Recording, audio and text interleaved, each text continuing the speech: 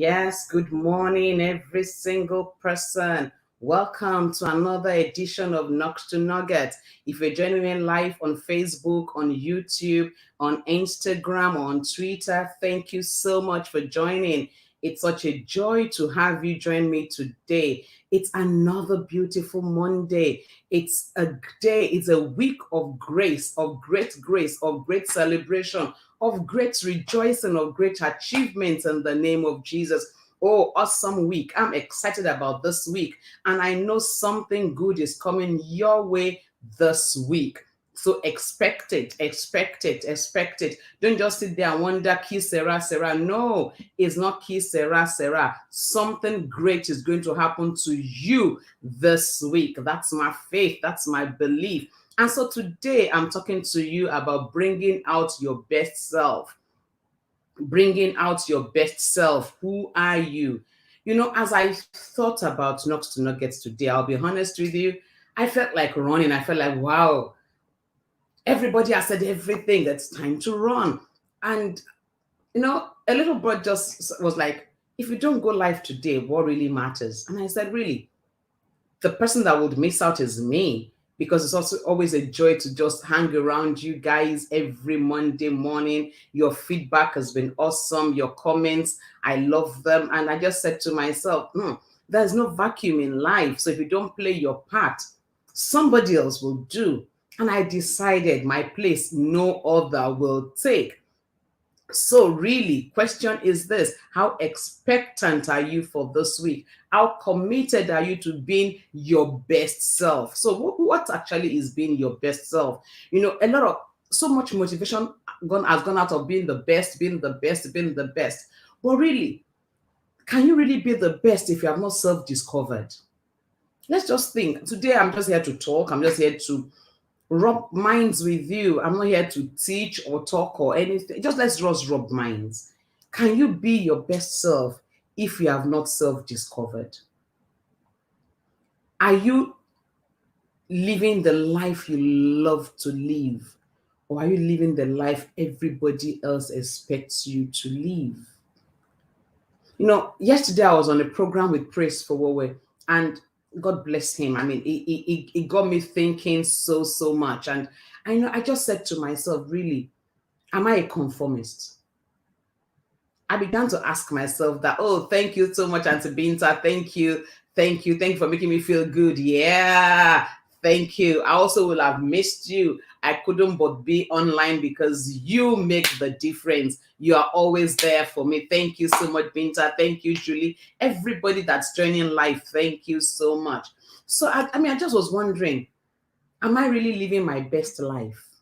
Or am I living the life everybody expects me to live? And I want you to ask yourself that question. Who are you? Assuming you go to Pluto. Everybody's talking about Mars now, so you might just get to Mars and see people there. So let's leave Mars alone. Let's talk about Pluto or Saturn or Neptune. Some place somewhere where there is nobody, and you have a plain piece of paper and a biro to write down who you really would love to be. What would it be? Will it look like who you are today, or will it be very different? Are you living a life to please all of us, or are you being your best self? Are you fulfilling purpose? Are you living to fulfill destiny? Really, who are you? You know, when we talk about being your best self, I mean, I've heard so many things. And I remember what I said last week, and I'm bringing it back again to your face today, that I'm in competition with no one. I run my own race. I have no desire to play the game of being better than anyone in any way, shape, or form. I just aim to improve, to be better than I was before. It's when you can say that, I said, that's me and I'm free. Who are you? Are you competing with someone consciously or unconsciously? Are you running another person's track, or are you running your own race? Are you playing the game of being better than somebody else unconsciously? Or I want to dress better than that person. I want to speak better than that person. I love the way this person says this. I think I want to do it like that. Are you living that life? Or are you just you? Are you just being your best self? Are you just enjoying? Do you feel fulfilled? Do you feel happy? Do you feel satisfied? And as I thought about it, I saw this quote. It was George Moore that says, "A man travels the world over in search of what he needs and then returns home to find it." Can you imagine? Travel the world over in search of what he needs and then returns home only to find it. That tells me that what you are looking for is actually within you. And that's the thing that I want to leave with you today. What you are looking for, what you are craving for, what you are running around for is actually within you. I don't want you to be like the man George Moore describes, who has traveled all over the world in search of what he thinks he needs. And then he gets back home only to find it. The Yorubas would say that what you're looking for in Sokoto is in the Sokoto. So Sokoto is a place, is a town in Lagos, in Nigeria, in the northern part of Nigeria. Sokoto is a Yoruba word for the pants. So what you have gone traveling miles for is actually right on you in your pants. And that's all that George Moore was saying, that what you searched all over the world, but what you're looking for is right in you. Question, who are you? And that's a big question I need everybody to answer. David Scott said, the purpose of life is to discover your gift, but the meaning of life is to give it away. Now, your life cannot have a meaning until it has had a purpose. So you must first discover your gift before you can attempt to give it away. So I'm back to asking you, who are you? Are you living that life you think, Yomi will like me like this? Oh, Ramatu will like me like this. Oh, Julie will like me like this. Oh, my pastor will love me like this. Oh, my spouse will love me like this. Or are you just being you? Are you free to be your best self? Are you free to be yourself? Are you you? Are you unapologetically you? So, to answer that question, you can't answer it in the noise of the day.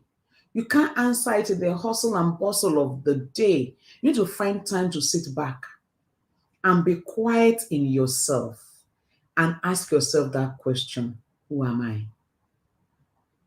You really need to do that. Just stop and ask yourself, who am I? Who am I actually? Yes, I'm a lady. Is that all there is? What do I love to do? If I was not going to work for somebody's applause, I'm not going to be afraid of somebody judging me, what would I love to be doing? I remember the story somebody told, and a true life story. So he had gone to school and is a lawyer, and then he qualified and he came out with very good grades. And when he graduated, he went to his dad and said, "Dad, this is for you," and presented to him his certificate and said, "Now, can I be me?" So all my life, all the times I was in school, I was doing it for who you wanted me to be. So you want me to be a lawyer. Daddy, I've done it for you. Here is it. This is the certificate. I'm a lawyer. I came out tops. I got awards. This is me. But Daddy, am I now free to be me? Many people are like that. We're living our lives just the way somebody wants it to be, just the way somebody has conceived us to be. Praise says you are living somebody's script. So somebody has taken time to script you. This is the you I love you to be, and you are living that script. Is that really you? Is that you? Is that what you are called to do? If you would go to heaven today and meet God, will you tell him you have been your best? What you're called to do might not be popular. It doesn't matter. A few years ago, being an IT specialist wasn't popular. In fact, when you go to school and you're studying computer science, it's like, oh, well, you have nothing to do. But those who did with a purpose, who excelled at it, who learned to code, who learned to write programs, today they are ruling the world. 20 years ago, 25 years ago, 30 years ago, it wasn't popular. Then it was go to school, be a nurse, be a doctor, be a lawyer, be an engineer, and any other thing. But today, Be a doctor, be an engineer, be an accountant, be what else, a lawyer, is no longer selling. New skills are selling. Those who position themselves by those skills then are the raves of today. So who you are might not be popular today. That shouldn't scare you. That shouldn't make you run back into your shelf. That shouldn't make you stop being you. Be unapologetically you. The only way you can live a fulfilled life is by being you. I've just come to stress that thing today. The only way. So you are talking about bringing out your best self. The first thing is bringing out yourself. Before you can be good, better, and best, you must start. Starting starts with a knowing of who you are. Who are you?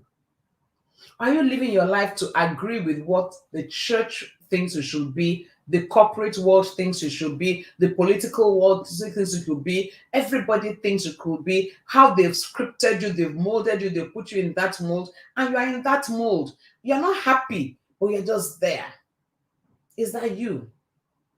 If that is you, the best time to start is like 30 years ago, but the next best time is now. Can you do yourself a favor this week and stop and ask, who am I? Who do I love to be? Can I describe Yomi? Who is she? What are the skills that come natural to me? What are the things I love? What are my talents? What are the things I just enjoy doing? Find out who you are unapologetically. Write it down. That's the first step. When you found out who you are, what you love to do, then ask yourself, these talents in their raw state, what do I need to develop them? The talents come in their raw state. Yes, they might not be fantastic. Nobody might appreciate them. They're in their raw state. If you give somebody gold in his raw state, you won't appreciate it. Just kind of say, what is this piece of mud you have given to me? You will not know that precious metal worth billions in dollars. And I say, what's this mud? Because gold never comes out refined. It never comes out ready. When you dig up gold from the earth, it does not look acceptable, does not look presentable, doesn't look like anything anybody wants. That's talent in its raw form. Nobody might want it. Nobody might even appreciate it. Nobody might even look at it a second time. It's okay, but bring it out. When you bring it out, begin to refine it. How then do you refine it? That's the question. So your talent in its raw form is beautiful, but it can be better. It can become a skill. What do you need to do? Then begin to learn. Begin to improve yourself. Begin to read. Begin to study after people in that field. You know, I was on ETAG this morning, and Jerry Maxwell Benitez said something that caught my attention. He said, comparing yourself not the same as benchmarking. And many times we exchange them. So, no, I don't want to be like anybody. I don't want to know what anybody is doing. Because the Bible says, he that compares themselves with themselves are not wise. Comparison and benchmarking are different. So comparing yourself is, okay, this is what Ramatu is, this is what your mate is. No, you're not doing well, but this is what you should be like. So you are comparing yourself with Ramatu. But benchmarking is different. What's Ramatu doing? We are both in this same space. We both have this talent. What's she doing? How is she doing it? What can I learn from her? And then that's where collaboration comes. What can she learn from me? We are not competing. The sky is so wide, birds never collide. The sky is so big, the stars shine independently. The star you think is small, it's only small relative to where you are. To somebody else, that star is huge. That's the truth. So if you think I look tiny here, to somebody else, you are huge. You are that big part of his or her life that he's been looking for. And yes, thank you, Emeka. Trust you to come up with this. Nature incentivizes us to move towards a path of least resistance and an already made pattern. Creating a template that has never existed is so scary. I agree. And that only courageous and driven people can attempt it. I totally agree with you, Emeka. Nature will move you towards the path of least resistance. But the truth is this: If you follow your best self, that which you are born to be, without fear of being judged, without fear of being condemned, without looking for being praised, you'll find yourself doing what people ordinary will not do. And guess what? They will come easy to you.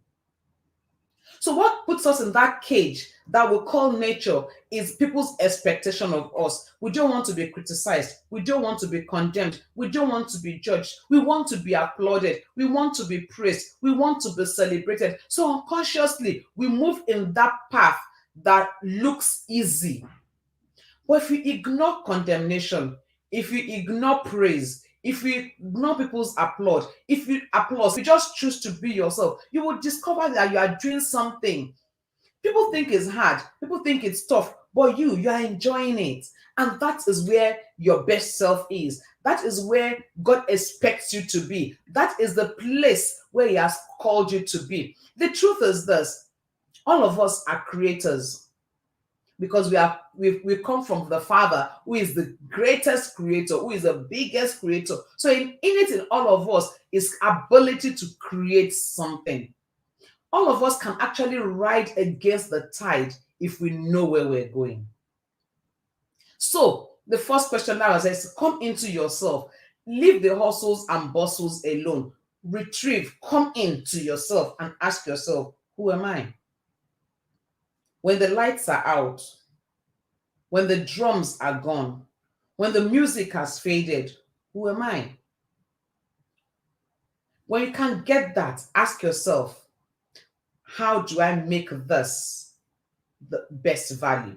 How do I bring this to being the envy of all? How do I make this what everybody will seek after? Then I begin to learn, I begin to study, I begin to follow after, I begin to pursue that one goal I have set before myself. The fact is this: what you have said, Emeka, is what makes everybody stay in the place of complacency, where we just conform, we just stay there, ki sera, whatever will be, will be. But guess what? The world does not reward generalists. The world rewards specialists. And that's the truth. The world never rewards generalists. And let me make it clear here. Let's give an example. The easiest example: a medical doctor. If you go to any hospital at any time of the day, you find a general practitioner ready to attend to you. They are always there, always on call. But let me ask you, have you ever seen a cardiologist always on call, always there? Or a pediatrician, or a neurologist, or a gynecologist, or an orthopedic surgeon? They are never there 24/7. They are there on appointments. When you need them, you book an appointment, you pay a special fee to see them. They all started by being generalists. They were all GPs. They all came out of the medical school with their MBBS, all doctors. But the specialists went a step ahead. They discovered their area of passion. They realized, I love children. I love to think about the brain. I love to think about the heart. I love to talk about the mouth. I love this. I love that. They find their area of passion. Then they specialize there. And when they are specialized, guess what? You book appointments to see them. The world will not reward a generalist. People don't appreciate GPs so much. Yes, we love them, we appreciate them. Oh, thank God for my GP, thank God for my GP. But who do you pay a premium to see? Your specialist. That's what it is. You pay a premium to see your specialist. You see your specialist at his own time, in his own location, not at your time. Never. When there's an emergency and they need a specialist, then they call out, they appeal to the person. We need to have this patient. Can you please come to see this person? We know it's not your call day today, but we have an emergency. And guess what? They pay more, because you are pulling out a specialist out of his regular time. God has not called us to be generalists. It's convenient to be a generalist. It's easy to be a generalist, but you need to go a step further. You need to push yourself a little. You need to come to terms. You need to drive yourself a little. I had something last week that got my head blowing. He said, God rested after he has worked. He said, you don't have a right to rest until you have worked. And I'm like, hey, don't kill somebody. What's the truth? You need to just push yourself. You need to be the taskmaster to yourself to bring out your best self. But it all starts by identifying yourself. Who are you? Yes, Emeka, you're right. God is too amazing to invest himself into a person that will end up becoming ordinary. It's an insult to his brand. True. That's why we all need to get up. You can't get to heaven a generalist. You are not called to be one. You are called for a purpose. You have got to discover that purpose. You have got to decide to be the best in that field. So my question to you in bringing out your best self is simple. Who are you? If all I have achieved today is to get you to sit down and think of who you are, trust me, I have achieved. If all I can achieve today is to get you to define yourself, I'm happy. You could have lived the last 30, 40, 50, even 60 years trying to be who everybody expects you to be. It's fine. The best time to discover yourself is 30, 40, 50, 60 years ago, but the next best time is now. Decide today to discover yourself. Leave the noise, come into yourself and ask yourself, who am I? When you can answer the question, who am I? Then you can begin to work on being your best self. I really desire you to be your best self. I'm working on me. I need you to work on you. I need you, you need me. At your best and at my best, that together we can make the world a better place. The world is filled with generalists already. It's time for the specialists to arise. So that's it for today. I've come to challenge you to come out and be who you ought to be. If you can think it, you can be it, you can achieve it. Nothing is too big for you to achieve. No mountain is too high for you to climb. You are graced for that assignment. Dare to do it. Dare to be it. Dare to be the best. And guess what? The world will be a better place when you are the best you. So as you go into this week, find time to discover yourself. Find time to come to the place of self-awareness. Find time to seek out who you really are. And when you do, you're on the journey to being your best self. And until I come your way next week, Monday, another edition of Knocks to Nuggets. Never ever forget it. Together we win. I love you. Have a great week ahead. Bye for now.